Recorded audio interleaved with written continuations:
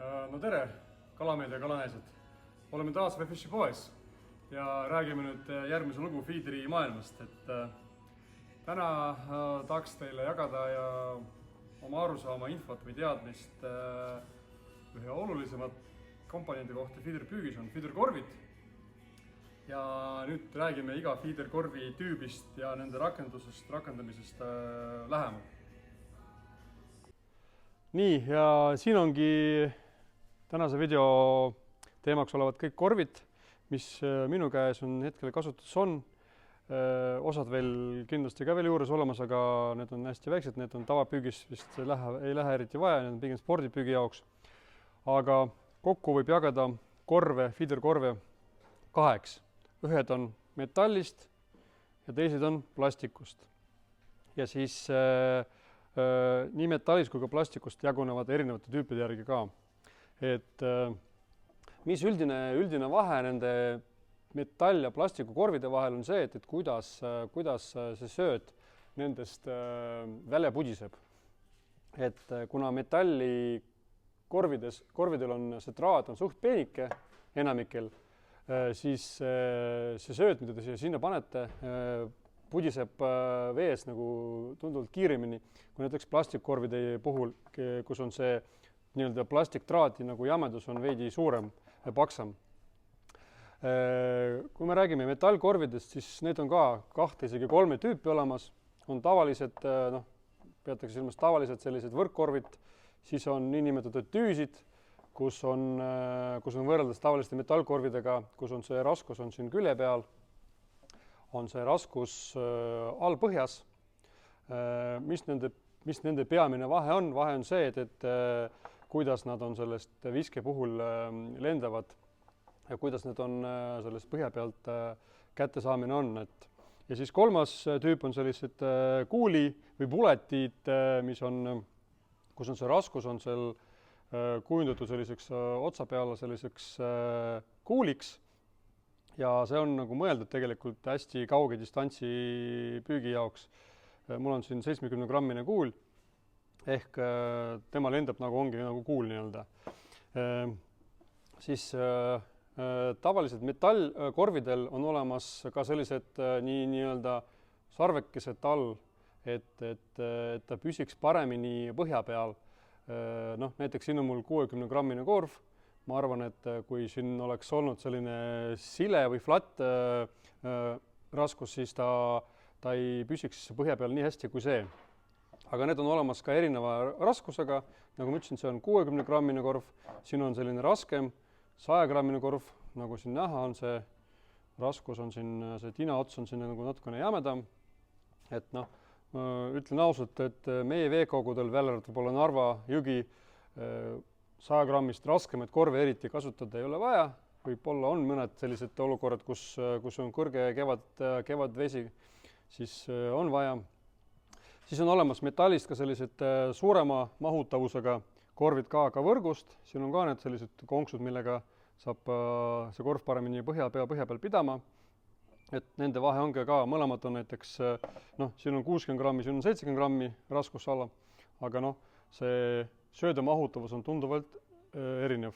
Et kui meil on vaja sööta kala rohkem kiiremini, näiteks kevadis aktiivse latika püügi puhul, siis on vaja sööta nagu palju anda sinna, kuna kala on seal all hästi palju, siis ma soovitan kasutada selliseid korve. Ja siin on üks selline erilise kujuga ka korv 90 grammi, millel on need jalad tunduvalt suuremad, et kus on vaja rohkem seda kinni haaramist sealt. Järgmine tüüp on need sellised, nagu ma ütlesin, tüüsikorvid, et mis on olemas nagu ka kahte tüüpi, sellise tamiilist sangaga, ja siis teine tüüp on siis külje peal olev selline haak on siin tehtud. Et nad on ka lendavad erinevat moodi, aga need on millegipärast viimasel ajal suhteliselt populaarseks saanud, sest nemad sobivad nii seisva vee jaoks, see on 50 korv, kui ka näiteks kiire veevooluga jõgede jaoks, näiteks siin on 90 korv ja lendavad nad tunduvalt paremini kui need tavalised feederkorvid. Järgmine liik korvidest on nagu plastikkorve, mida ma olen juba korra maininud, et mille poolest nad erinevad, et erinevus on see, et kuidas see sööt siit nagu sellest korvist välja tuleb. Näiteks siin on olemas mul 2 erineva suurusega korve, mis on suhteliselt kinnised, et üks on selline väike mahutavusega, sööda mahutavusega, teine on suurema sööda mahutavusega.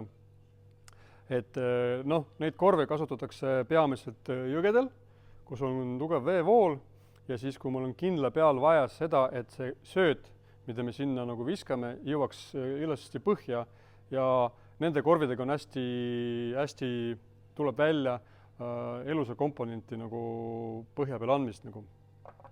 Siis on olemas selline vahepealne variant, mis on poolkinnine, kus on just siin on see keskmine osa on just selle jaoks nagu mõeldud, et kui sa tahad panna sinna vahepeal näiteks tõuku vahele, sinna kahe, siis sa teed nii, et paned kõigepealt sööte, paned tõuku ja siis paned sööte peale, surud kokku, et siis tõuk, mis on seal keskel on, ei tule sealt lennu pealt välja ja langemisel ka välja.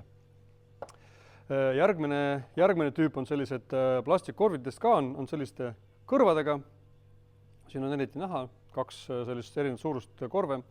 Et need kõrvad on just selle jaoks hea, et siis see korv tõusub hästi põhja pealt ülesse ja näiteks kui sa püüad nagu sellise tugeva randi taga, siis ja tahad selle korvi seal kätte saada, siis ma soovitan kasutada selliseid korve nii-öelda. Et nad on 2 korvi, 70-grammised, aga lihtsalt erinevalt mahutavusega.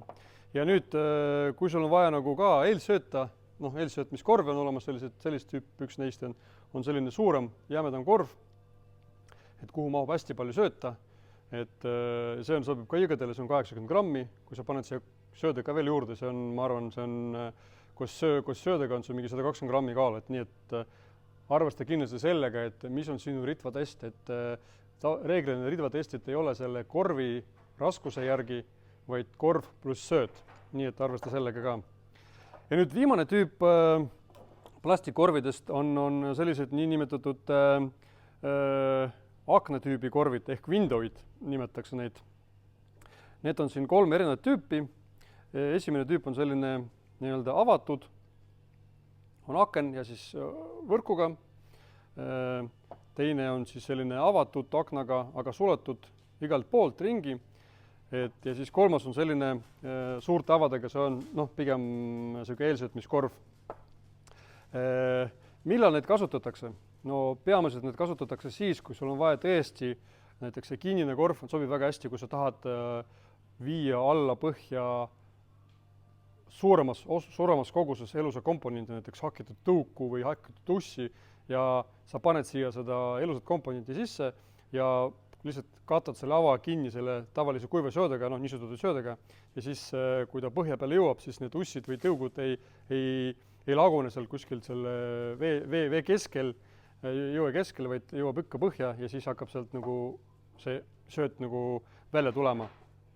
Ja siis kindlasti kuna nendel korvidel on tina või raskus on see põhja peal, siis nemad lendavad ka paremini kaugematele distantsidele.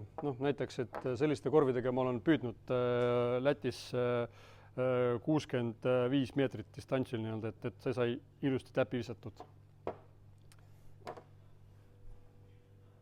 Täna oleme rääkinud erinevatest feederkorvidest, millised millal kasutatakse ja järgmisel korral räägime juba uutest teemadest ja kohtumiseni BeFish'is.